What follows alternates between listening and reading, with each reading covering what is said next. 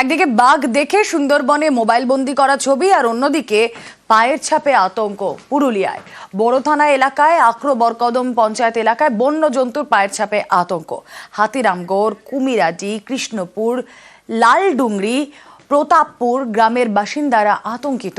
Police ও বন দফতরকে খবর, বন্য জন্তুর পায়ের ছাপ ঘিরে আতঙ্ক। কথা বলবো, আমাদের প্রতিনিধি ইন্দ্রজিৎ মণ্ডল রয়েছেন সঙ্গে। ইন্দ্রজিৎ, কার পায়ের ছাপ, কিসের পায়ের ছাপ, বন দপ্তর সূত্রে এখনো পর্যন্ত কি খবর?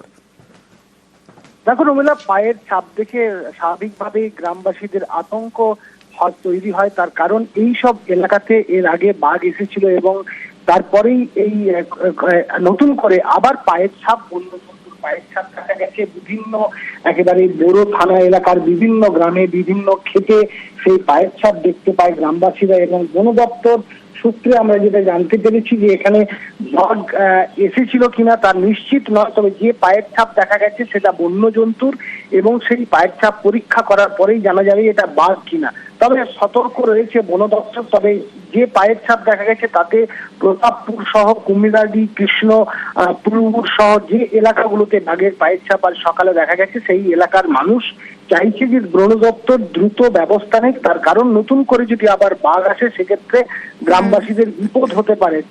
গ্রামবাসীরা খেতে যাচ্ছে, মাঠে যাচ্ছে, সেক্ষেত্রে গ্রামবাসীদের একটা আতঙ্কের পরিবেশ তৈরি হয়েছে। বানোয়ান ও বড় এলাকায় যেসব এলাকাতে পায়ের ছাপ পাওয়া গেছে সেই সব এলাকায় বন দপ্তর তৎপর রয়েছে ও স্থানীয় প্রশাসনও তৎপর রয়েছে।